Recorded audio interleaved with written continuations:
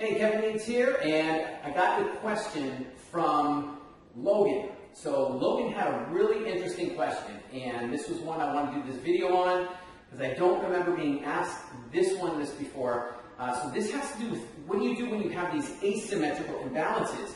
So what Logan's dealing with is he's got a big discrepancy right leg versus left leg. Left side, he's got a strong hip, strong glute, weak thighs, weak hamstring. On the right side, it's the opposite. He's got a weak glute, strong quads, strong hamstrings. So he's got just a real big imbalance going on to where it's really affecting his movement and performance throughout his entire body. So the question is then what do you do? Because what he's finding is that when he's doing regular exercises, like two-leg exercises, squatting and deadlifting, trying to correct the problem, he's having trouble. He doesn't feel the weak side activating and then the strong side's just taking over. So the question is then what do you do when you have these imbalances? How do you address it? So here's what I got, Logan. I'm going to show you 3 activation type exercises, and then we're going to go through like what you can use within a workout as well. So what we want to do before you do a workout is do these pre-workout like activation type exercises. The purpose of doing these is to basically to target the muscles that are weak. So we want to get that right glute to start switching on and balance that out with the left side. So what we're looking at is we're going to do 3 things here. We're going to use a stability ball. So we're going to do a prone leg extension, straight leg extension, and we're going to do some bridging with the back of the ball, and then we're going to do some lateral shifting. So what you're looking to do is when we do a prone straight leg extension, or you call these hip extensions, you're just going to get where your hands are on the floor. You want to be balanced good on the hands, and then we're just going to bring the legs up, and you're just gently pushing your hips in the ball, and you can hold this position at the top. I would say just hold it at the top until you really feel your glute tightening up, and then you're really trying to focus on that right side. So we're really trying to get that right side working. Once you've got it, then you can start doing like repetitions with it, you know, a little more dynamic movement involved, things like that. All right, so that's your prone hip extensions. If it doesn't work the first time, hold it up there until it does. Hopefully I got this in the camera, so I'll show it a little bit back here.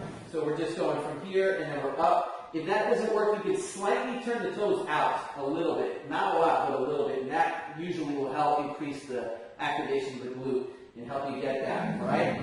So we want to make sure we're getting at the glutes, though, not the lower back. You don't want to come off that feeling everything in your lower back. So be careful, take your time with that. All right, so then next one that we're going to do is we're going to do some bridging. So what I like to do with this is get a dowel and just take one of these out of the closet and take the clothes off at first. And then we're just going to walk out where you get your head and your upper back on the ball. So what we do with the dowel is we put it right across the front of the hips, and you want to put it to where it's even, so it's balancing there. And then what we're doing is we're using this dowel for feedback. So a lot of times what happens is we don't feel things right in the body because of these imbalances, and so it affects the movement. We feel like the movements are normal when they're really imbalanced. This will be a visual feedback tool to let you know how you're doing. So arms can go out here, we squeeze the shoulder blades in the ball, and then we extend the hips up. And when you extend the hips up, you're looking and you want to see that dowel is even. So, for example, with the right side being weak, you might see it like this when you come up. So if you see that happening, you know, okay, I got to get the stick even. So I'll push my right hip up a little bit and hold that, balance that. Again, static hold. Hold it up there until you feel that glute fire. Then you can start working with doing some repetition work.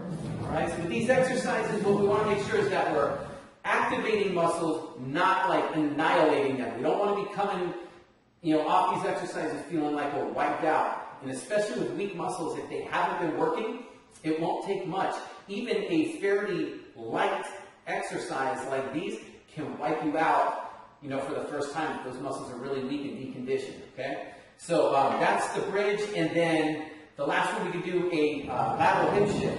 So what you do with this is you put the dowel across your chest and hold it in your hands up here. Same idea, you want to keep it level, but now what you would really want to do is if you have 2, I don't have 2 with me right now, but I would put 1 cross my hips like on the bridge, and then hold the one in the hand. So have 2 of them, and you want to keep both of them even.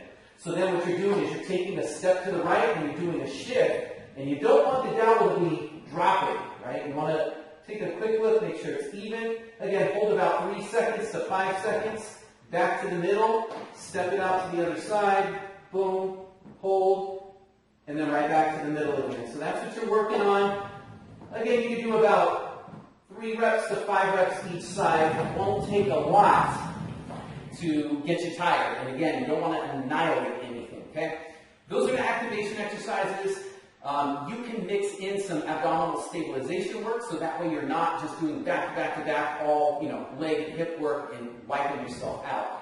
So do that. That should get everything fired up. And then as far as the workout exercises go, things like pushing sleds, pushing a prowler, pushing a car, things like doing kettlebell farmer walks, doing sandbag carries, loaded carries. And then single leg type work, particularly for the right side. Right leg step ups on a box or a bench. Doing single leg type squats with the back foot elevated on a bench, front foot on the ground.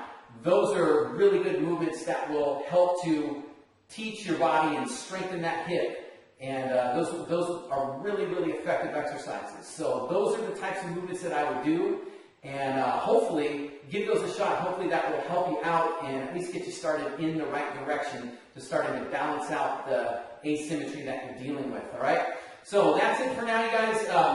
In the meantime, if you haven't already done so, if you found this useful or you know somebody who does, jump into my Facebook community. I've got a free fitness and performance community that I'm putting together over there to help everybody who's in there build strength, to overcome injuries, those nagging injuries, imbalances like I'm talking about here, and to maximize performance. So hop on in there, look it up, it's facebook.com/San Joaquin Fitness. So go in there and request to join, and I'll get you in there.